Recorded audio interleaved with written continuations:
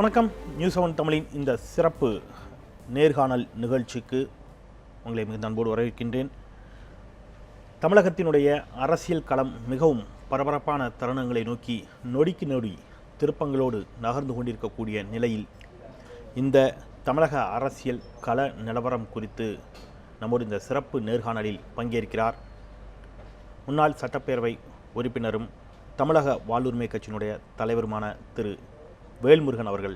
வணக்கம் சொல்லி பயணிக்கலாம். வணக்கம். வணக்கம். அதிமுகவோடு மிக நெருக்கமான ஒரு தொடர்பு உங்களுக்கு உண்டு. அதனுடைய முன்னாள் தலைமை மறைந்த முதலமைச்சர் அவர்களோடும் சரி, தனிப்பட்ட முறையில் ஒரு நல்ல நட்பு உங்களுக்கு உண்டு. அவர்களோடு கூட்டணியிலும் நீங்கள் இடம்பெற்றிருந்தீர்கள். கடந்த சட்டப்பேரவை தேர்தலில் கூட அவர்களுடைய கூட்டணிக்கான முயற்சிகள் பெரிய அளவில் நடைபெற்றன. அந்த தளத்தில் நின்று அஇஅதிமுகவிற்குள் நடைபெற்று கொண்டிருக்கக்கூடிய இந்த உட்கட்சி பூசலை, இந்த பிரச்சனைகளை எவ்வாறு பார்க்கிறீர்கள்? இல்லை, அது நம்ம கிராமத்தில் ஒரு பழமொழி சொல்லுவாங்க, ஊர் ரெண்டு பட்டா கூத்தாடிக்கு கொண்டாட்டம் அப்படி என்பது போல். அதுபோன்று இன்றைக்கு அனைத்திந்திய அண்ணா திராவிட முன்னேற்ற கழகம் என்கிற ஒரு மாபெரும் மக்கள் செல்வாக்கு பெற்ற ஒரு இயக்கம், அதனுடைய தலைவியாக இருந்த ஜெயலலிதா அவருடைய மறைவுக்கு பின் இவ்வளவு ஒரு மோசமான சூழ்நிலைக்கு தள்ளப்பட்டதற்கு அந்த கட்சியினுடைய லட்சோப லட்ச தொண்டர்களோ கட்சியினுடைய ஏதும் அறியாத அப்பாவி தாய்மார்களோ அல்ல, திட்டமிட்டு இப்படி ஒரு சூழலை மத்தியில் ஆண்டு கொண்டிருக்கிற பாரதிய ஜனதா அரசு உருவாக்கி இருக்கிறது என்று நான் பகிரங்கமாக குற்றம் சாட்டுகிறேன். என்ன ஆதாரங்களின் அடிப்படையில், என்ன தரவுகளின் அடிப்படையில் இந்த குற்றச்சாட்டு? அதாவது ஆதாரங்கள் இன்றைக்கி நம் கண்முன்னே இருக்குது. முதலமைச்சர் அவர்கள் இறந்து விட்டார்கள். அப்போது சட்டப்பேரவை உறுப்பினர்கள் ஒன்று கூடி ஒரு முதல்வரை தேர்வு செய்கிறார்கள். அன்றைய இரவு 1 மணி அளவிலே தமிழகத்தினுடைய ஆளுநராக இருக்கின்றவர்கள் ஏற்றுக்கொண்டு அமைச்சரவையை இரவு நேரத்திலே அமைச்சரவை பதவி பிரமாணம் செய்து வைக்கிறார்கள். இன்றைக்கு அதற்கு பிறகு அதே அன்றைக்கு முதலமைச்சராக தேர்வு பெற்ற உள்ளிட்டவர்கள் அடங்கிய குழுவினரே சேர்ந்து இன்றைக்கு ஒருவரை தேர்வு செய்கிறார்கள். அது தேர்வு செய்து அந்த கடிதங்கள் கொண்டு போய் கவர்னர் மாளிகைக்கு அனுப்பி வைக்கப்பட்ட பிறகு இன்றைக்கு தமிழ்நாட்டில் என்ன நடந்திருக்கிறது? ஆனால் கடந்த சில நாட்களுக்கு முன்பு எந்த நடைமுறை பின்பற்றப்பட்டதோ அந்த நடைமுறை பின்பற்றப்படாமல் இவ்வளவு காலம் தாழ்த்தி இந்த ஒரே குடையின் கீழ் ஒரு கட்டுக்கோப்பாக இருந்த ஒரு கட்சியை சிதைப்பதற்கு, உடைப்பதற்கு எவ்வளவு ஒரு விரிவான கால அவகாசத்தை இன்றைக்கு நரேந்திர மோடி அரசு ஏற்படுத்தி தந்திருக்கிறது. அவருடைய கட்சியின் பொறுப்பிலே இருந்த ஆர்எஸ்எஸ்ஸிலே விஹெச்பி என்று சொல்லக்கூடிய பல்வேறு அமைப்புகளிலே பொறுப்பாளராக இருந்து தமிழகத்தினுடைய ஆளுநர் பொறுப்பாக இருக்கின்ற அவர்களால் இன்றைக்கு மிக கச்சிதமாக திட்டமிட்டு நடத்தப்படுகின்ற ஒரு நிகழ்வாகத்தான் இதை நான் பார்க்கிறேன். பொதுமக்களும் அரசியல் விஷயம் தெரிந்தவர்களும் புரிதல் உள்ளவர்களும் அப்படிதான் பார்க்கிறார்கள். ஆளுநர் வித்யாசாகர் ராவை பொறுத்தளவில் அவர் ஒரு விஷயத்தை தெளிவாக குறிப்பிடுறாரு. ஆளுநர் மாளிகையில் அவங்க நேரடியாக குறிப்பிடாவிட்டாலும் கூட ஆளுநருக்கான கால அவகாசம் தேவை அப்படிங்கிறதான் நீங்கள் விமர்சிக்கக்கூடிய தமிழக பாரதிய ஜனதா கட்சியினுடைய மாநில தலைவரும் கூட ஆளுநர் எடுத்தோம் கழுத்தோம் எல்லாம் அப்படி ஒரு முடிவு எடுத்துட முடியாது. இப்போ உங்களை போன்றக்கூடிய வாதங்கள், பெருவாரியான சட்டப்பேரவை உறுப்பினர்களுடைய ஆதரவு யாருக்கு இருக்கிறதோ அவரை உடனடியாக பதவியேற்க அழைப்பது தானே அப்படின்னு ஒரு வாதங்களை தொடர்ச்சியாக வைக்கிறீங்க. அவ்வாறு இப்பொழுது பெருவாரியான ஆதரவுடைய ஆதரவு கடிதத்தை பெற்றிருந்த திருமதி வி.கே. சசிகலா அவர்களை பதவியேற்க அழைத்திருந்தால் நேற்று வந்த தீர்ப்பின் அடிப்படையில் அவர் இன்று சிறை சென்றிருப்பார். சரி, முதலமைச்சர் பதவி திருப்பியும் முதலமைச்சர் பதவி வரும். அப்ப திருப்பி இன்னொரு முறை புதிய அப்போ ஒரு வழக்கினுடைய பிரச்சனையை பொறுத்து தான் அந்த காலதாமதம் செய்யப்பட்டது. காலதாமதம் கூட இல்ல, ஒரு அவகாசம் எடுத்துக்கொள்ளப்பட்டது. அப்ப ஆளுநர் எல்லாவற்றையும் சேர்த்து ஆய்வு செய்து ஒரு முடிவெடுக்க வேண்டிய தருணத்தில் இருக்கிறார். இல்ல, நீங்க அப்படியே உங்களுடைய கூற்று பிரகாரம் நான் வந்தேன் என்று சொன்னாலும் கூட ஆளுநர் ஜெயலலிதாவிற்கு தண்டனை திருமதி சசிகலா அவர்களுக்கான வழக்கு வரப்போகிறது, அதெல்லாம் நான் அவரை அழைக்கவில்லை, காலதாமதம் செய்கிறேன் என்கிற அறிவிப்பினை மக்கள் முன்று உங்களை போன்ற ஊடக நண்பர்களை அழைத்து சொல்வதில் அவருக்கு என்ன தயக்கம்? ஏன் சொல்லலை? ஏன் மௌனம் காத்தார்? அவர் மௌனம் காத்த நாட்களில் தமிழ்நாட்டில் என்ன நடந்தேறியது? ஆக இது திட்டமிட்டு பாரதிய ஜனதா அரசு தமிழ்நாட்டில் இப்படி ஒரு சூழலை ஏற்படுத்தி இருக்கிறது என்பதுதானே நிதர்சனமான உண்மை. இல்லை, ஒரு கட்சிக்குள்ள நடக்கக்கூடிய உட்கட்சி பூசலுக்கும் உட்கட்சி பிரச்சனைக்கும் அவர்கள் இரண்டு தரப்பாக பிரிந்து நின்று பெருவாரியான ஆதரவு எங்களுக்கு என்றும் பரஸ்பரம் இட்டுக் கொண்டிருக்கக்கூடிய போட்டிக்கு பெருவாரியான ஒரு ஆளுநரை நீங்க எப்படி இல்ல நான் என்ன சொல்றேன்னா, இப்போ உங்களுக்கு பெருவாரியான ஆதரவு யாரோடு இருக்கிறார்கள் என்று யார் சொல்லுகிறார்களோ அவர்களை அழைத்து சட்டமன்றத்தை கூட்டி நிரூபிச்சுட்டு போங்க. அதுக்கே அன்னைக்கு 10 நாட்களா தமிழகம் இந்த அல்லங்கோலப்படுது. இன்றைக்கு பல்லாயிரக்கணக்கான காவல்துறையை கொண்டு போய் குவிக்கிறீங்க சட்டமன்ற உறுப்பினர் இருக்கிற இடத்துல. இன்றைக்கு தமிழ்நாடு முழுவதும் ஒரு மிகப்பெரிய ஒரு அசாதாரண ஒரு சூழல் இருக்குது. தீர்ப்பு வழங்குகிற நேரங்களுக்கு முன்பாகவே தமிழ்நாடு முழுவதும் பல்லாயிரக்கணக்கான பேருக்கு கைது செய்யப்படுகிறீங்க. அப்போ தீர்ப்பு இப்படி தான் வரப்போகுது அப்படின்ட்டு உங்களுக்கு யார் சொன்னது? இதெல்லாம் கேள்வியாக வருது இல்லையா? தீர்ப்பு இத்தனை தேதி வரும்ங்கிற உறுதிச்சு தீர்ப்பு இப்படி தான் வரும் என்பது ஆளுநருக்கு எப்படி தெரியும்? ஆக என்னை பொறுத்தவரையில் மத்திய அரசு மிகப்பெரிய ஒரு அரசியல் சித்து விளையாட்டை இந்த தீர்ப்பை பயன்படுத்தி தமிழ்நாட்டில் மிக தெளிவாக விளையாண்டு கொண்டிருக்கிறது என்பதுதான் நிதர்சனமான உண்மை. இந்த உண்மையை தெரியாத அப்பாவி ஏழை எளிய பாமர தமிழக மக்கள் இன்றைக்கு மிகப்பெரிய ஒரு குழப்பத்திற்கு ஆளாகி இருக்கிறார்கள். இவர்களும் குழம்பி போயிருக்கிறார்கள். ஆக இவற்றுக்கெல்லாம் குழப்பத்திற்கு காரணம் யாரு? தமிழ்நாட்டினுடைய ஆளுநர் அவர்கள் தானே. முதலமைச்சராக தேர்ந்தெடுத்து ஒருவர் கடிதம் அனுப்பப்படுகிறது. அவர் ஊட்டியில் இருக்கிறார். ஊட்டியிலிருந்து கவர்னர் மாளிகைக்கு வர வேண்டியவர் எதற்கு டெல்லிக்கு செல்கிறார்? சரி, டெல்லிக்கு சென்றார். மூத்த அரசியல் ஆளுமையோடு ராஜ்நாத் சிங்கோடு நான் ஆலோசனை செய்தோம் என்கிறார். அல்லது மத்திய அரசுடைய வழக்கறிஞர் பெருமக்களோடு ஆலோசனை செய்தோம் என்கிறார். ஆலோசனை செய்துவிட்டு நேராக கவர்னர் மாளிகைக்கு திரும்பி வந்து என்ன அவர் மனதில் நினைக்கிறாரோ அதை அவர் சொல்லலாம்ல, வெளியுலகத்துக்கு அறிவிக்கலாம்ல. இந்த நிமிடம் வரையும் கவர்னர் அவர்கள் வாய்மூடி மௌனியாக அவர் இருப்பதற்கான காரணம் என்ன?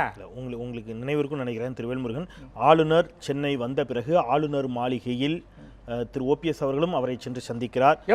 திருமதி வி கே சசிகலா அவர்களும் அவரை சென்று சந்திக்கிறார். நாங்க பாருங்க 7ஆம் தேதி சசிகலா அவர்கள் இன்றைக்கு நீதிமன்றத்தால் தண்டிக்கப்பட்டவர், நீதிமன்றத்தினுடைய தண்டனைக்கு உள்ளாக்கப்பட்டு அந்த தண்டனையை ஏற்றுக்கொண்டு இன்றைக்கு சிறை புகுவதற்கு அவர் கிட்டத்தட்ட பெங்களூரை நெருங்கி நாம் உங்களை சந்திக்கிற தருணத்தை சென்று விட்டார். அவர் சட்டத்தை தலைவணங்கி ஏற்றுக்கொண்டு விட்டார். சட்டத்தின் பிரகாரம் அவர் குற்றவாளி நிரூபிக்கப்பட்டிருக்கிறது, தண்டனை உட்படுத்தப்பட்டுக் கொண்டிருக்கிறார். நான் கேட்கிறேன், 7ஆம் தேதி அவர் தண்டனை குற்றவாளி அல்ல. 7ஆம் தேதி அவர்களை தேர்வு செய்து பெரும்பான்மை இதே ஓபிஎஸ் அவர்களே முன்மொழிந்து போடப்பட்ட கடிதத்தின் அடிப்படையில் நீங்கள் அவரை அழைக்க மறுத்ததனுடைய உள்ளார்ந்த அரசியல் என்பது இப்படி ஒரு தீர்ப்பு வரப்போகிறது. திருமதி சசிகலா அவருக்கு சிறைக்கு செல்ல போகிறார். ஆக தமிழ்நாட்டில் இதை பயன்படுத்தி நாம் அரசியல் செய்வதற்கான வாய்ப்பு இருக்கிறது என்று கணிப்பதற்குரிய நகர்வாக உங்களுக்கு எது அந்த அழுத்தத்தை எது உங்களுக்கு தந்தது? நீதி அரசு 2 பேரும் வந்து கவர்னர் கூட சொன்னாங்களா, நாங்க இத்தனை தேதி இப்படி தீர்ப்பு கொடுக்க போறோம், அவங்க தண்டனை வைக்க போறோம், அவங்க இனிமேல் பதவியை ஏற்க முடியாது, அதனால நீங்க அது வரையும் பொறுத்திருங்கன்னு சொல்லி கவர்னர் சொன்னாங்க. 2 விஷயம் திரு வேல்முருகன், அவர் விடுதலை செய்யப்படலாம் அல்லது தண்டிக்கப்படலாம். எதுவுமே ஆளுநருக்கும் தெரிந்திருக்க வாய்ப்பில்லை, நீதிபதிகளுக்கு மட்டுமே தெரிந்த வாய்ப்பு. அவர்கள் தான் தீர்ப்பு எழுதுகிறார்கள். இந்த இடத்துல ஒருவேளை தண்டிக்கப்பட்டால் அப்படிங்கிற ஒரு ஆப்ஷனோட அதை அணுகுவதில், ஏன்னா தீர்ப்பு வரதுக்கு ஒரு 6 மாசம் இருக்கு, 1 வருஷம் இருக்குன்னு சொன்னா நீங்க சொன்ன வாதம் ஏற்புடைய வாதம். ஒரு வாரத்தில் தீர்ப்பு வருகிறது, ஒரு வாரம் பொறுமையாக இருப்பதில்லை. அந்த ஒரு வாரம் டைம் எடுக்கிறதுக்கு ஆளுநருக்கு சட்டம் தமிழ்நாட்டையும் அதிகாரத்தையும் கொடுத்திருக்கிறதா இல்லையா? தமிழ்நாட்டை பொறுத்தவரையில் காவேரி தீர்ப்பாகட்டும், முல்லைப்பெரியார் தீர்ப்பாகட்டும், கெயில் தீர்ப்பாகட்டும், கச்சத்தீவு தீர்ப்புகளாக வழக்குகளாக இருக்கட்டும், மீனவர்கள் படகுகள் பறிமுதல் செய்யப்பட்ட வழக்குகள் பிரச்சனையாக இருக்கட்டும், 7 பேருடைய விடுதலைக்கான தீர்ப்புகளாக இருக்கட்டும், தமிழர் சார்ந்த பிரச்சனைகளை நீதி வழங்குகின்ற நீதி அரசர்கள் எமக்கான நீதியை எப்படி அவர்கள் கடந்த காலங்களில் வழங்கியிருக்கிறார்கள் என்பது நிதர்சனமான உண்மை. இந்த தீர்ப்புகளை கூட நான் கேட்கிறேன், உங்களை கேட்கிறேன், நான் பகிரங்கமா கேட்கிறேன், இந்த தீர்ப்பில் எந்தவித அரசியல் அழுத்தங்களும் இல்லை, இந்த தீர்ப்புக்கு பின்னால் எந்தவித அரசியல் சூத்திரதாரி நடவடிக்கைகளும் இல்லை என்று நீங்கள் நம்புகிறீர்களா? இந்த தீர்ப்பு உங்களுக்கு நினைவு இருக்கும்னு நினைக்கிறேன். இந்த தீர்ப்பு குன்ஹா அவர்கள் அளித்த சிறப்பு நீதிமன்றத்தினுடைய வழக்கு சார்பா திரு வேல்முருகன் வழக்கு சார்பா தீர்ப்பு அளிச்சாங்க, அவங்க சிறைக்கு போனாங்க, சிறையில இருந்து வந்தாங்க, முடிஞ்சு போச்சுங்க.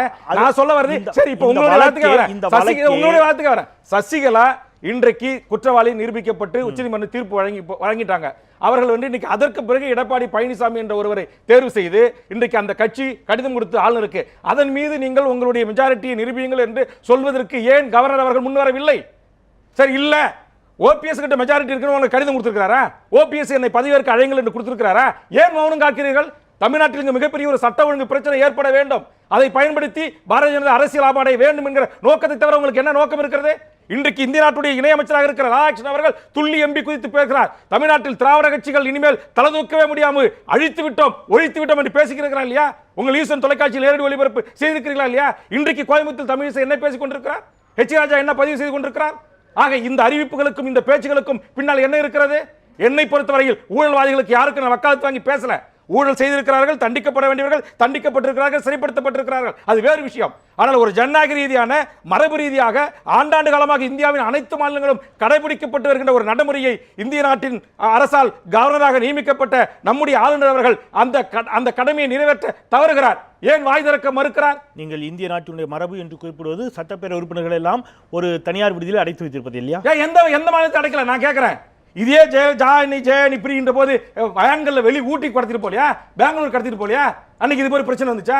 இன்னைக்கு இதே பாரதிய ஜனதா தமிழ்நாட்டு இந்தியாவில் பல மாநிலங்களில் இது போன்ற ஒரே இடத்துக்கு கொண்டு போய் வைத்ததோட நிரூபிப்புக்கு ஆதரவை நிரூபிப்புக்கு முயற்சி இல்லையா? பல மாநிலங்களில் நடைபெறலையா? காங்கிரஸ் செய்யலையா? எந்த கட்சி செய்யல? இன்றைக்கு ஒரு மக்களால் தேர்ந்தெடுக்கப்பட்ட சட்டப்பேரவை உறுப்பினர் இன்னைக்கு ஏன் அவன் கூத்து 7 நாள் இருக்கா? நீங்க கேள்வி கேட்கறீங்களா? 7 நாள் இருக்காத அளவுக்கு நீங்க வாய்ப்பு அவனுக்கு கொடுத்திருந்தா அவங்க அங்க உட்கார்ந்து போறாங்க, அவங்க அங்க கூடி இருக்க போறாங்க. புள்ள பொண்டாட்டி விட்டுட்டு, தாயை விட்டுட்டு, குழந்தையை விட்டுட்டு, மனையை விட்டுட்டு அங்க வந்து கிடக்கணும். அவங்களுக்கு என்ன அவசியம் இருக்குது? அவர்களுக்கு அந்த அவசியம் இல்லை. அந்த அவசியத்தை உருவாக்குறது யார்? நீங்க. அவர்கள் மிரட்டி வைக்கப்பட்டிருக்கிறார்கள் என்று ஓபிஎஸ் தரப்பினர் தொடர்ச்சியாக ஒரு குற்றச்சாட்டுகளை வைக்கிறாங்க. மிரட்டி வைக்கப்பட்டிருக்கிறார்களா? ஓபிஎஸ்ஸின் தரப்பாக மிரட்டப்படுகின்றது என்று சொல்வதை எல்லாம் என்னால் ஏற்றுக்கொள்ள முடியாது. காரணம், திரு ஓபிஎஸ் அவர்கள் தான் முன்மொழிந்து திருமதி சசிகலா அவர்களின் அத்தனை ஊடகங்களும் பதிவு செய்கின்ற போது காலில் விழுந்து அம்மா நீங்கள் தான் இந்த நாட்டை காப்பாற்ற வேண்டும் என்று சொன்னவர், கண்கலங்கியவர் திரு ஓபிஎஸ் அவர்கள். 2 நாட்களில் திடீர்னு புனிதராக மாறி இன்றைக்கு அவர் பேசுவதை எல்லாம் நாம் ஏற்றுக்கொள்ள முடியாது. அதை எல்லா பொதுமக்கள் ஏற்றுக்கலாம். அப்பாவி அனைத்து இந்திய அண்ணா திராவிட முன்னேற்ற கழகம் ஐயோ நம்ம ஒன்றும் தெரியாத ஓபிஎஸ் என்று சொல்லலாம். ஆனால் வேல்முருகனை போன்ற அரசியல் தெளிவுள்ளவர்கள், தெளிவு பெற்றவர்கள், தமிழர் உரிமைக்காக களத்தில் நின்று போராடக்கூடியவர்கள் நாங்கள் அந்த நடிப்பை ஏற்றுக்கொள்ள தயாராக இல்லை.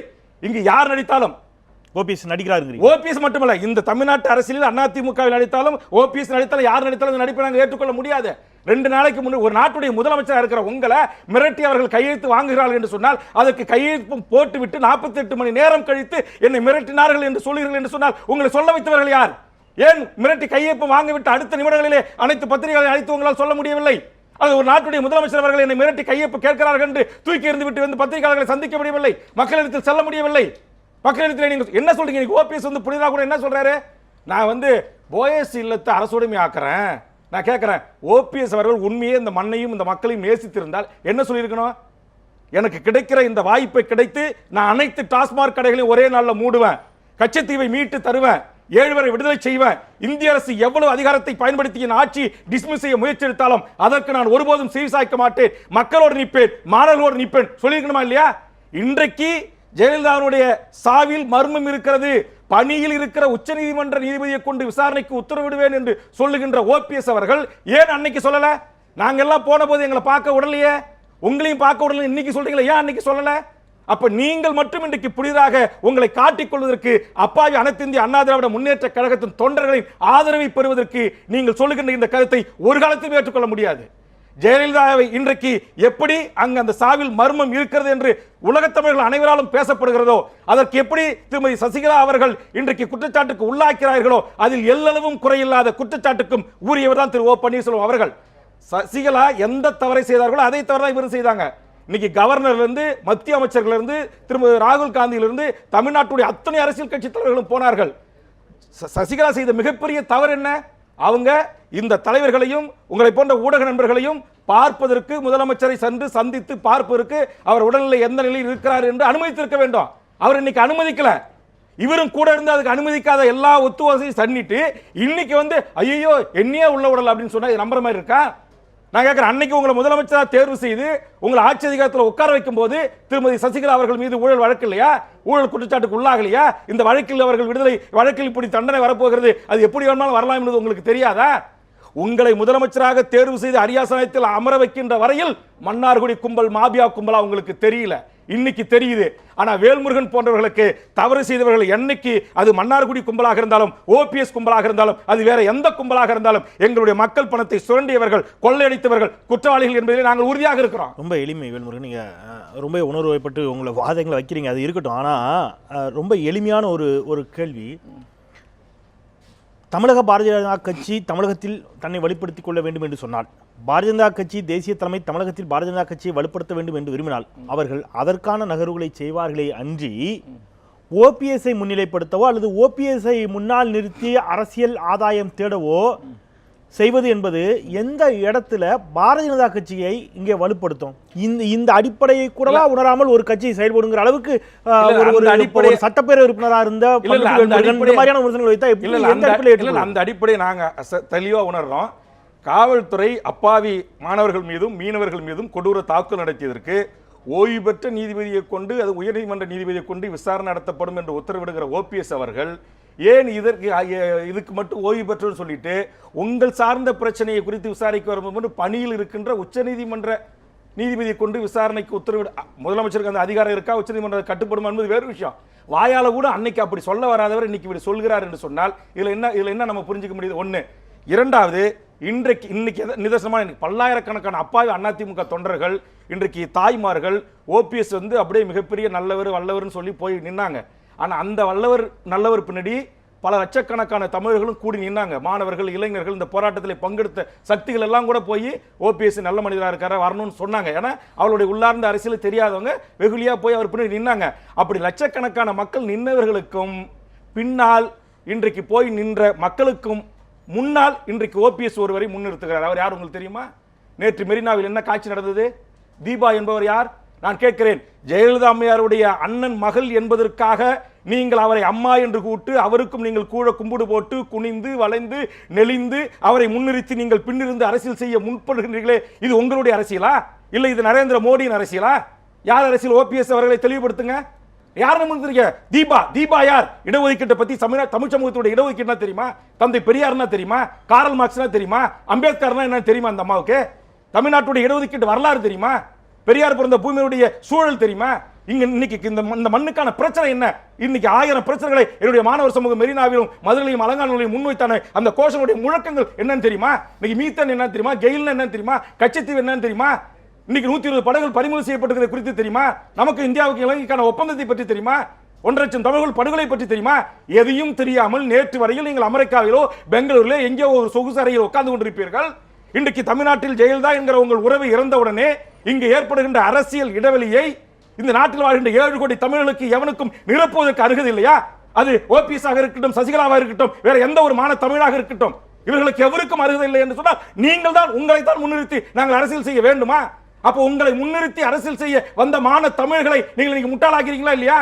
நீங்க உங்களை முன்னாடி வச்சு நாங்க பின்னாடி வந்தோம். இன்னைக்கு நீங்க யாரை முன்னாடி வச்சிருக்கீங்க? தீபா முன்னாடி வச்சிருக்கீங்க. இந்த தீபாவை யார் முன் வச்சது? இன்னைக்கு நடிகை கௌதமி முன்னிலை வச்சிருக்கீங்க. யார் முன்னிலைப்படுத்துது? திரு வேல்முருகன் 50 நாடாளுமன்ற உறுப்பினர்களுக்கு நாடாளுமன்றத்தில் பிரதமரை சந்திப்பதற்கு அனுமதி இல்ல. ஒரு நடிகை கௌதமிக்கு அனுமதி இருக்கிறது. என்ன கொடுமை இது? எந்த மாணவர்களால் விமர்சனம் வைக்கப்பட்ட லாரன்ஸ் இன்னைக்கு உடனே கூட்டு சந்திக்கிறீங்க, உங்களுக்கு ஆதரவு தெரிவிக்கிறார். இவருடைய மர்மம் என்ன? ஒரு இனவாதத்தின் உச்சமாகவே உங்களுடைய வாதங்களை தனிப்பட்ட முறையில் நான் பார்க்குறேன். Sorry to say this. இது ஒரு தமிழச்சி தான் ஆள வேண்டும் அல்லது ஒரு தமிழர் தான் ஆள வேண்டும், ஊழலை கூட நாங்கள் ஒதுக்கி வைக்கிறோம் அப்படின்னா அது வேல்முருகனுடைய பார்வையாக இருக்கலாம். ஆனால் சாமானிய மக்களுக்கு, வளர்ச்சியை நோக்கி நகரக்கூடிய மக்களுக்கு அவர்களுக்கு இந்த இனவாதம் தேவையில்லை. அவர்களுக்கு வளர்ச்சியை நோக்கி தமிழகம் செல்ல வேண்டும் அப்படிங்கிறதான் ஒரு நல்ல தலைமை, படித்த கற்றறிந்த ஒரு தலைமை ஆட்சிக்கு வர வேண்டும் என்று அவர்கள் விரும்புவார்கள். ஒரு அப்பழுக்கற்ற தலைமை வர வேண்டும் அப்படிங்கிறது அவங்களுடைய விருப்பமாக இருக்கும். இதுல இனவாதத்திற்கு எங்கு வந்தது? நான் ஊழல் செய்தவர்களை நீங்கள் அங்கீகரிங்கன்னு சொல்ல, ஜெயலலிதா சசிகலாவை நீங்கள் முதலமைச்சர் ஆக்குங்கன்னு சொல்ல, இல்லை ஓபிஎஸ் தான் முதலமைச்சராக இருக்கணும் அப்படின்னு நான் சொல்ல. நான் என்ன சொல்ல வரேன்னாக்கா, இன்றைக்கு தமிழ்நாட்டு மக்கள் பெரும்பான்மையானவர்கள் என்ன சொன்னாங்க? கருத்துக்கள் என்ன? இளையதளங்களில் ஊடகங்கள் என்ன பேசப்பட்டன?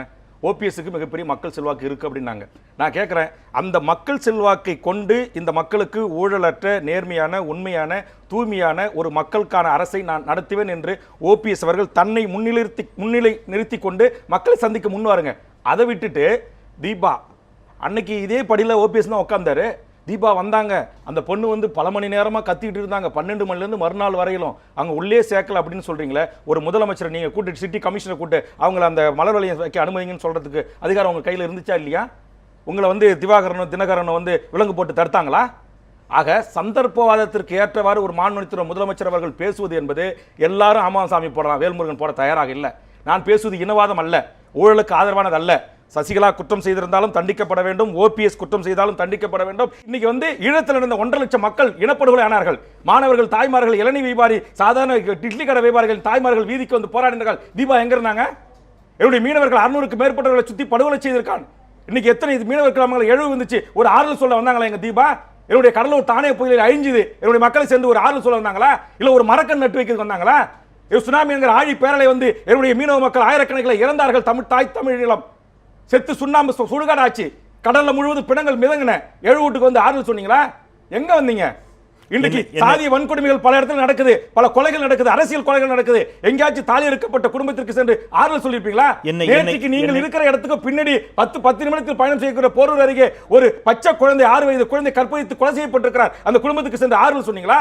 இன்னைக்கு அரியலூர்ல ஒரு காம வெறியில நந்தினி இன்னைக்கு கற்பழித்து படுகொலை செய்யப்பட்டிருக்கிறார். அங்கு சென்று ஆறுதல் சொன்னீங்களா? இல்ல பூரண மதுவிலக்காக தன் உயிரை தியாகம் செய்த சசிபெருமாள் வீட்டுக்கு சென்று ஆறுதல் சொன்னீங்களா? இல்லை ஈழத்தில் இனப்படுகொலை தடுத்து நிறுத்தப்பட வேண்டும் தீக்குளித்தானே முத்துக்குமார் இரங்கலில் கலந்து கொண்டீர்களா? செங்கொடி என்கிற 7 பேர் விடுதலைக்காக தியாகம் செய்தாலே அந்த சாதாரண ஒடுக்கப்பட்ட இருள சமுதாயத்துடைய எழுவுக்கு வந்திருப்பீங்களா? என் தமிழ் சமுதாயத்துடைய எந்த எழுவில், எந்த துன்பத்தில், எந்த துயரத்தில் பங்கெடுத்துக் கொண்ட நீங்கள் எங்கள் வாக்குகளை மட்டும் பெற்றி உங்கள் அரிதான அரசியல் மூலமாக எங்களை நீங்கள் அடிமையாக்கி ஆள நினைப்பதில் எந்த விதத்தில் நியாயம் என்று ஆதங்கத்தின் அடிப்படையில் வேல்முருகன் கேட்கிறார். என்ன எந்த இடத்திலும் ஜெயலலிதாவோடு நெருங்குவதற்கு கூட சசிகலா அனுமதிக்கவில்லை அப்படிங்கறதா தீபாவுடைய தொடர்பு கேள்வி இருக்கு. நீங்க இத்தனை ஆண்டு காலம் இன்றைக்கு இவ்வளவு பெரிய ஆளுமையாக, இவ்வளவு பெரிய வல்லமையாக இந்த நாட்டில் இருக்கிற மிகப்பெரிய அமைச்சர்களையும், இந்திய அரசுடைய பிரதமர்களையும், ராஜீவ்காந்தியும் மோடிகளையும் தன்னுடைய போயஸ் இல்லத்திற்கு வர வைக்கிற ஆளுமை இருந்த ஜெயலலிதா அவர்களால் தன் சொந்த அண்ணன் மகளை தன் வீட்டுக்கு அனுமதிக்க விடாமல் தடுத்தது ஒரு கூட்டம் என்று சொன்னால் அதை பார்த்து கொண்டு வேடிக்கை பார்க்கிற கையாளாளர் அல்ல ஜெயலலிதா. இவர் மிகப்பெரிய ஜெயலலிதாவுக்கு எதிரியாக இருந்திருக்கலாம், அல்லது ஜெயலலிதாவுடைய எண்ணங்களுக்கு ஏற்றவாறு செயல்படக்கூடாதவராக இருந்திருக்கலாம். ஜெயலலிதாவுடைய செயல்பாடுகளை, இவருடைய செயல்பாடுகளை ஜெயலலிதா அவர்கள் அங்கீகரிக்க மறுத்தின் காரணமாகத்தான் போயஸ் இல்லத்தில் இவர் அனுமதிக்கவில்லை. இதனால் வரையில் எங்கிருந்தார்? நான் கேட்கிறேன், இதனால் வரையில் தீபா எங்கிருந்தார்? இந்த நாட்டில் நடந்த இவ்வளவு அநியாயங்களும் இவ்வளவு அக்கிரமங்களிலும் எங்கேயாவது ஒரு இடத்தில் பங்கெடுத்திருப்பார்களா? அதை தட்டி கேட்டிருப்பார்களா? நான் கேட்கிறேன், உங்களுடைய ஊடக நண்பர்கள் நீங்கள் அரசியலுக்கு வரப்போகிறீர்களா என்று கேட்பதற்கு டி நகரத்திற்கு செல்கிறார். 12 மணி நேரம் பத்திரிகை நண்பர்களை, ஊடக நண்பர்களை பார்க்க மறுத்து மணிக்கணக்கில் காக்க வைத்தவர் இந்த தீபா. இன்னும் அரசியல் அதிகாரம் பூசி நடிக்க வருவதற்கு முன்பாகவே பால்கனில் இருந்து கொண்டு உங்களுடைய அசைவும், உங்களுடைய உடையும், உங்கள் கையசைவும் உங்கள் அத்தை போல் இருக்கிறேன் என்கிற ஒரு சிகப்பு என்கிற ஒன்றை மட்டும் பயன்படுத்தி, உங்களுக்கு இருக்கிற முக வெளிச்சத்தை மட்டும் பயன்படுத்தி இந்த நாட்டு மக்களை ஏமாற்றி நீங்கள் மீண்டும் உங்கள் ஆட்சியை நிறுவுவதற்கு முயற்சித்தால் அதற்கு ஓ பன்னீர்செல்வம் போன்ற எங்களுடைய தமிழர்கள் என்று நாங்கள் போற்றியவர்கள், பாராட்டியவர்கள் நீங்கள் துணை போனால் உங்களையும் என் தாய் தமிழ் இனம் தூக்கி எறிய வேண்டும் என்பதுதான் என்னுடைய வேண்டுகோள். வேல்முருகனுக்கு ஒரு விஷயம் நல்லாவே நினைவிருக்கும்னு நினைக்கிறேன். நம்முடைய ஜனநாயகத்தில் அல்டிமேட் மக்கள் தான். யாருமே தீபா நாளைக்கு அதிமுகவுடைய பொதுச்செயலாளராகவோ அல்லது புதிய கட்சியை தொடங்கி தலைவியாகவோ வந்துவிட்டால், மக்கள் வாக்களிக்காவிட்டால் அவரால் ஒரு முதலமைச்சர் ஒரு கவுன்சிலராக கூட ஆக முடியாதுங்கிற சினிமாவிலையும் தனக்கான தலைவனை தேர்வனா இருக்கிறானே. இந்த மண்ணுக்காக, இந்த மக்களுக்காக, இந்த இனத்திற்காக போராடி அடி வாங்கி குண்டடிப்பட்டு துப்பாக்கி அடிகளை சுமந்து பல வழக்குகளை, துன்பங்களை, துயரங்களை, சொத்து சுண்ணா போனோம் இருக்கிறது இல்லையா? ஒரு நல்ல கண்ணையாவுக்கு என்ன சமூகத்தில் அங்கீகாரம் இருக்குது? இந்த மண்ணின் விடுதலைக்காக போராடிய எத்தனை போராளிகள் இன்றைக்கு சிறையில் அடைபட்டு கிடக்கிறார்கள். கூட அணுகுலை போராட்டத்துடைய விளைவுகளை என்ன சந்தித்தோம்? என் வேல்முருகனாகிய நான் இந்த 4 நூற்றாண்டு அரசியல் காலத்தில் எத்தனை பொய் வழக்கில் எவ்வளவு துன்பங்கள், துயரங்களை சந்தித்து கடந்து நான் நின்று கொண்டிருக்கிறேன். இன்னும் எங்களால் நிற்க முடியவில்லை. எங்களுக்கான அங்கீகாரம் இந்த தமிழ் நிலம் இன்னும் தரவில்லையே. மழை வந்துச்சு, வெள்ளம் வந்துச்சு, சொந்த வீட்டை வித்து என் மக்களுக்கு என்னால் முடிந்த உதவி செஞ்சேன். தானே புயல் வந்துச்சு, என்னுடைய பங்கு முந்திரி தோப்பை வித்துட்டு என்னுடைய மக்களுக்கு என்னால் முடிந்த உதவி செஞ்சேன். அப்படி செய்தவர்களை எல்லாம் தூக்கி கொண்டாடுகிற மக்களாக, அறிவு பெற்ற மக்களாக, தெளிவு பெற்ற மக்களாக, சிந்தனை பெற்றவர்களாக, அல்லது அப்படிப்பட்டவர்களை இந்த நாட்டின் மக்களுக்கு, கடகோடி மக்களுக்கு எடுத்துச் செல்கிற ஊடக வலிமை, பத்திரிகை வலிமை எங்கள் தமிழ் நிலத்தில் பிறந்த தாய் தமிழ் பிள்ளைகளுக்கு எங்களுக்கு இருக்குதா? இல்லையா? உங்களுக்கு என்ன தெரியுது? நேற்றுக்கு போயஸ் கார்டர்ல இருந்து இது சாரி மன்னிக்கணும், ஜெயலலிதாவுடைய சமாதியில தீபா வராங்க, ஓபிஎஸ் வராங்க. உங்களை போன்ற, நான் உங்களை சொல்லல, உங்களை போல மூத்த பத்திரிகையாளர்கள் போய் உங்களுடைய பேத்தி வயது இல்லாத தீபாவை அம்மா கொஞ்சம் ஒதுங்கன்னு சொல்றீங்க. நான் கேட்கிறேன், ஆனா இந்த நாட்டுடைய மிகப்பெரிய அரசியல் தலைவராக இருந்த திமுக தலைவர் கலைஞரை பார்த்து கால் மேல் கால் போல உட்கார்ந்துகிட்டு மிஸ்டர் கருணாநிதி கேள்வி கேட்கிறீங்க. எங்கள் அப்பழுக்கற்ற தலைவர் நல்லக்கண்ணு ஐயாவை மிஸ்டர் நல்லக்கண்ணு சொல்றீங்க. ஏன் தீபான்னு உங்களால் சொல்ல முடியல? ஆக உங்களுக்கு வந்து பார்க்கறதுக்கு சிவப்பு தோலாவும் உங்ககிட்ட உங்களுக்கு வந்து எங்களை கருப்புனாலே உங்களுக்கு கசக்குதா? ராமதாஸ் இன்னைக்கு ஒரு மிகப்பெரிய சமூக நீதி, எனக்கு பல மாற்று கருத்து உண்டு. இன்னைக்கு இடஒதுக்கீட்டுக்காக 20 உயிர்களை பலி கொடுத்து தமிழ்நாட்டில் சமூக நீதி பெற்று தந்த ஒரு தலைவனை பார்த்து ஒரு சாதாரண 16 வயசு பத்திரிகையாளர் என்ற ஒரு பொண்ணு கால் மேல கால் போட்டுட்டு ஏற்கனவே கேட்டது, மிஸ்டர் டாக்டர் ராமதாஸ் நான் கேட்கிற கேள்விக்கு பதில் சொல்லிட்டு போங்கன்னு. ஏன் தீபாட்ட சொல்ல முடியல? நீங்க உங்களை போன்றவர்கள் இன்னமும் ஆழமாக உங்களுடைய இயக்கங்களை கட்டமைத்து நீங்க புரிதலை ஏற்படுத்தி நீங்க சொன்னீங்க இல்லையா, என் தமிழ் சமூகம் இதெல்லாம் கேட்கல, என் தமிழ் சமூகம் கதாநாயக வழிபாட்டில் இருக்கிறதுன்னு. அந்த தமிழ் சமூகத்தை திருத்த வேண்டியதான் உங்களுடைய கடமையா இருக்குமே தவிர வர்றவங்க அரசியலுக்கு வராதீங்கன்னு சொல்றதுக்கு உங்களுக்கு நாங்க அரசியலுக்கு வராங்கன்னு சொல்லலங்க. இவர் யாருன்னு கேக்குறதுக்கு உங்களுக்கு உரிமை இல்ல. நீங்க என்னுடைய மண்ணை நான் ஆளணும். உங்களுடைய மண்ணை நாங்க ஆளணுங்க. நீங்க எத்தனை ஆண்டு கால சினிமா அரிதாரம் பூசிய நடிகர்களையும் நடிகனையும் ஆள விட்டுட்டு நாங்க போய் அவங்ககிட்ட இடஒதுக்கீடு உரிமை கேட்போம். நீங்க தமிழ் உங்களுக்கு நிர்வாகின்னு சொல்லுவாங்க. நீங்கள் தமிழ் சமூகத்தை நீங்க தமிழ் சமூகத்தை தமிழ் இளைஞர்களை ரொம்ப அண்டர் எஸ்டிமேட் பண்றீங்கன்னு நான் நினைக்கிறேன். ரொம்ப குறைத்து மதிப்பிடுகிறீர்கள் நான் நினைக்கிறேன். நான் குறைத்து மதிப்பிடல. அவங்க கதாநாயக வழிபாட்டில இருந்து வெளியே வரல அப்படின்னு சொல்வதன் மூலமாக அவங்க குறைத்தா மதிப்பிடுறீங்க. இல்ல நான் குறைத்து மதிப்பிடல. இந்த பிரச்சனைல இப்பொழுது உடனடியாக ஆளுநர் செய்ய வேண்டியது என்னன்னு ஒரு நீங்க சட்டப்பேரவை உறுப்பினராக இருந்திருக்கீங்க, சட்டப்பேரவை அனுபவமும் வேல்முருகனுக்கு உண்டு. ஆளுநர் தன்னுடைய மௌனத்தை கலைக்கணுங்க. எதற்காக இத்தனை நாட்களாக நீங்க காத்திருந்தீங்க? இல்ல உச்சநீதிமன்ற தீர்ப்புக்காக தான் நீங்க காத்திருந்தீங்களா? சரி, தீர்ப்பு வந்த பிறகு அவர்கள் பெரும்பான்மை நிரூபிச்சு கடிதம் கொடுத்திருக்காங்க. அந்த அழைப்பை ஏற்று நீங்கள் அழைக்காதனுடைய காரணம் என்ன? இல்ல ஓபிஎஸ் அவர்கள் தன்னை மிரட்டி கையெழுத்து வாங்கினார்கள் என்று சொல்வதை கூற்று உண்மையாக இருந்தால் அந்த கூற்றை நடைமுறைப்படுத்துவதற்கு நீங்க நடவடிக்கை எடுங்க. ஏதாவது ஒரு ஆளுநர் என்பது ஒரு அசைவு இருக்கணுமா இல்லையா? நீங்க மட்டும் அமைதியா இருந்து இன்னைக்கு நாட்டில் சட்ட ஒழுங்கு ஏற்படணும், நாளைக்கு ஒரு துப்பாக்கி சூடு ஏற்படணும், இங்க ஒரு தாய் பிள்ளையாக இருந்த அண்ணன் தம்பியாக இருந்த ஒரே கழகத்தின் தொண்டர்கள் அங்கங்க வெட்டி குத்தி சாவணுமா? நேற்றுக்கு அரியலூர்ல என்ன நடந்திருக்கு? பெரம்பலூர்ல என்ன நடந்திருக்கு? தீபா தொண்டர்களை அதிமுக தாக்கினார்கள், அதிமுக தொண்டர்களை தீபா தொண்டர்கள் தாக்கினார்கள் என்று ஒரு தாய் பிள்ளைகளை நாங்கள் எத்தனை ஆண்டுகளுக்கு ஜாதி சண்டை போட்டுட்டு வெட்டிக்கிட்டு குத்திட்டு செத்தோம். இப்போ உங்களுக்காக கட்சி தீபாவுக்காகவும் நாங்கள் வந்து ஓபிஎஸ்க்காகவும் சசிகலாவும் வெட்டிக்கிட்டு குத்தி நாங்கள் சாவணுமா? ஒரே அண்ணன் தம்பியா இருக்கிறோம், ஒரே குடும்பத்தில் இருக்கிறோம். அப்போ இந்த நிலையை மத்திய அரசு உண்டாக்குதா இல்லையா? நரேந்திர மோடி அரசு சேலை செய்தாரா இல்லையா? இன்னைக்கு நீங்க எதுக்கு கோவத்தில் கொண்டு போய் இன்னைக்கு 5000 போலீஸ் அதிரடிப்படை உள்ள குவிக்கிறீங்க? சட்டமன்ற உறுப்பினர்கள் தங்களை கட்டாயப்படுத்தி அடைத்து வைத்திருக்கிறார்கள் என்று ஒரு சில சட்டமன்ற உறுப்பினர்கள் ஒரு எம்எல்ஏ சொல்றார், நான் மாறு வேடத்துல தப்பி வந்தேன்னு சொல்லக்கூடிய அளவுக்கு நடுநிலைமையா இருந்து சொன்னா சரி இருக்கட்டும். ஒரு தமிழ் மன்சாரி மாதிரியோ இல்ல திரு நடராஜன் ஐபிஎஸ் மாதிரியோ ஒரு நடுநிலைமையான சட்டப்பேரவை உறுப்பினர்கள் யாருக்கும் ஆதரவு இல்லாதவர்கள் இப்படி ஒரு மிரட்டலுக்கும் அழுத்தத்துக்கு நாங்கள் உள்ளாகிறோம் சொன்னா அதை எடுத்துக்கலாம்.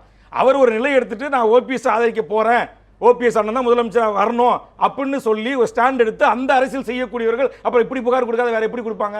நான் கேட்கிறேன். அதை உறுதிப்படுத்திக் கொள்ள வேண்டிய கடமை காவல்துறைக்கு இருக்குதா இல்லையா? காவல்துறை தான் இருக்குதா? இருந்துதான் 125 உறுப்பினர்கள் அங்க இருக்காங்க. அவங்க யாரையும் கட்டாயப்படுத்தல, அவங்க சுய விருப்பத்தின் பேர்ல இருக்காங்க அப்படின்னு சொல்லிட்டு இன்னைக்கு சீலிடப்பட்ட கவரை உயர்நீதிமன்றத்துக்கு கொடுத்துருக்காங்கல்ல. நீங்க உயர்நீதிமன்றத்தில் உங்ககிட்ட தானே அரசு இருக்கு, உங்களுடைய அரசு வழக்கு தலைமை வழக்கறிஞரை விட்டு அந்த தீர்ப்பு அந்த சீலிடப்பட்ட கவர்ல என்ன இருக்கு நீதிமன்ற மக்களுக்கு சொல்லுங்க, ஒரு பதட்டமா இருக்குன்னு சொல்ல வைங்க. அதை விட்டுட்டு நேற்றுக்கு ஒரு 1000-2000 அதிரடிப்படை, இன்னைக்கு ஒரு 2000 அதிரடிப்படை, Trichy SP, north zone IP, 10 டிஸ்ட்ரிக்டோட எஸ்பி, ஆயிரக்கணக்கான காவலர்களுக்கு அங்கே குதிச்சு அப்போ ஒரு பதட்டத்தை உருவாக்கி இப்போ மெரினாவில் எப்படி மாணவர்கள் மீது தடியடி நடத்தப்பட்டதோ அப்படி ஒரு தடியடியை நடத்தி சட்டப்பேரவை உறுப்பினர்கள் எல்லாம் திக்குமுக்க அங்கேயும் ஓடி கலைந்து அவன் நாளைக்கு அங்கங்கே போய் மாமச்சா பங்கு மங்காளியாருங்க வெட்டிக்கிட்டு குத்திட்டு சாவறதுக்கா காவல்துறை? இன்னைக்கு திருவண்ணாமலையிலையும் வேலூர்லையும் பட்டம் பகல்ல 2 அதிமுக பிரமுகர்கள் வெட்டி படுகொலை செய்யப்பட்டிருக்கிறான். அப்போ இன்னும் எத்தனை ஆண்டுகளுக்கு நாங்கள் வெட்டிக்கணும்? நான் கேட்குறேன், எந்த கட்சியும் அந்த தமிழ்நாட்டில் தமிழர் அல்லாத கட்சிகள் அல்லது தமிழருக்காக ஆளாத அரசியல் தலைமைகளுக்காக நாங்கள் எத்தனை நாளைக்கு இன்னும் நாங்கள் வெட்டிக்கிட்டு குத்திக்கிட்டு வீட்டை கொளுத்திக்கிட்டு தாலி அறுத்துக்கிட்டு நாங்கள் கிடப்போம்? எங்களுக்கு இதில் ஒரு தீர்வு வேண்டாமா? இந்த மண்ணில் பிறந்த நாங்கள், இந்த மண்ணின் பூர்வீகக்குடி தமிழர்களாக இருக்கிற நாங்கள் எங்களுக்கான ஒரு அரசை நிறுவுவதற்கான ஒரு நேர்மையான ஒரு அரசியலை எங்களை ஆளுகின்ற இந்திய பேரரசு வழிகாட்ட வேணுமா இல்லையா? ஒரு அமைதி சூழலை ஏற்படுத்தி தரணுமா இல்லையா? ஏன் ஏற்படுத்தி தரல? தீர்வுன்னு வேல்முருகன் குறிப்பிடுவது எதை? நான் என்னுடைய இன்றைக்கு இருக்கப்பட்டுகின்ற இந்தியாவுடைய ஜனநாயகத்திற்கு உட்பட்ட வேல்முருகனாகிய நான் கூறுவது, உங்களுக்கு இன்னைக்கு மெஜாரிட்டி இருக்குன்னு திரு எடப்பாடி பழனிசாமி கொடுத்துருக்காங்க. சசிகலா கொடுத்தாங்க, குற்றவாளி, தீர்ப்பை ஏற்றுக்கொண்டார், சிறைக்கு போயிட்டார், முடிஞ்சு போச்சு. இன்னைக்கு அடுத்தது யார் இருக்கா? ஓபிஎஸும் எடப்பாடி பழனிசாமி இருக்கு. நீங்க ஒன்னு ஓபிஎஸ் கூப்பிடுங்க, ஓபிஎஸ் இங்க வாங்க. 117 உறுப்பினர்கள் உங்ககிட்ட இருக்காங்களா? நாளைக்கு சட்டமன்றத்தை நான் கூட்டுறதுக்கு சபாநாயகருக்கு உத்தரவு கொடுக்குறேன், கூட்டி உங்களுடைய நிரூபிங்கன்னு சொல்லுங்க. ஏன் சொல்ல மறுக்கிறீங்க? சரி, அவருக்கு நீங்க சொல்லல. சரி, அடுத்து இன்னைக்கு அதிமுக குழுக்கள் சேர்ந்து நாங்கள் 125 பேர் கையெழுத்து போட்டு எடப்பாடி பழனிசாமி தேர்வு பண்ணிருக்கோம் போய் கொடுத்தாங்கல்ல. 2 முறை முதல்ல வேண்டுகோள் விட்டாங்களே. இன்னைக்கு எல்லா சட்டமன்ற உறுப்பினர்களும் நாங்கள் உட்காந்து கதறாங்கல்ல, நாங்கள் எல்லாரும் எடப்பாடியை தேர்வு பண்ணியிருக்கோம் அப்படின்னு. எடப்பாடி என்பவர் இந்த நாட்டுக்கு முதலமைச்சராக வருவதில் எனக்கு மாற்று கருத்து இருக்கு. ஆனா இந்திய அரசு என்னுடைய தமிழ்நாட்டுக்கான ஒரு நீதியை, ஒரு நிலையான அரசை, மக்களால் தேர்ந்தெடுக்கப்பட்ட சட்டப்பேரவை உறுப்பினர்கள் ஒரு ஜனநாயக ரீதியான வாக்களிப்பதற்கான வாய்ப்பை உருவாக்கி தரணுமா தரக்கூடாதா? அதைதானே இன்றைக்கு தமிழ்நாட்டில் இருக்க சட்ட வல்லுநர்கள் காலை பத்திரிகையில் இன்னைக்கு தங்களுடைய கருத்தை தெரிவிச்சிருக்காங்க. அதையா நீ செய்ய மறுக்கிற? அதான் என்னுடைய கேள்வி. அப்ப நீ செய்ய மறுப்பதனுடைய காரணம் என்பது உங்களுடைய இன்டர்னல் அஜெண்டா என்பது வேறு. அது நிறைவேறுகின்ற வகையில் அதற்கான வாய்ப்பையும் சந்தர்ப்பத்தையும் சூழ்நிலையும் பாரதிய ஜனதா அரசினுடைய ஏஜெண்டாக இருக்கிற நம்முடைய தமிழ்நாட்டுடைய கவர்னர் செய்து கொண்டிருக்கிறார் என்பதை என்னுடைய பகிரங்க குற்றச்சாட்டு. நான் இந்த நேர்காணலுடைய நிறைவான ஒரு கேள்வி வைக்கிறேன். திரு திருமாவளவன் அவர்கள் நேற்று ஒரு கருத்தை முன்மொழிகிறார். அரசை கலைத்துவிட்டு மக்களை சந்தியுங்கள் அப்படிங்கிற ஒரு வார்த்தை வைக்கிறார்.